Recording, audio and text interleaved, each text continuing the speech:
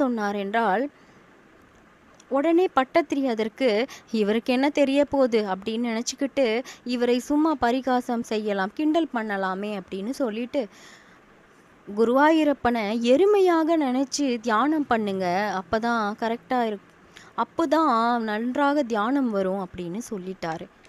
உடனே பூந்தானம் அதையும் நம்பிவிட்டு, பட்டத்திரி சொன்னால் சரியாகத்தான் இருக்கும், ஏன்னா அவர் மிகப்பெரிய கிருஷ்ண பக்தர் மற்றும் அவர் மிகப்பெரிய பண்டிதர்.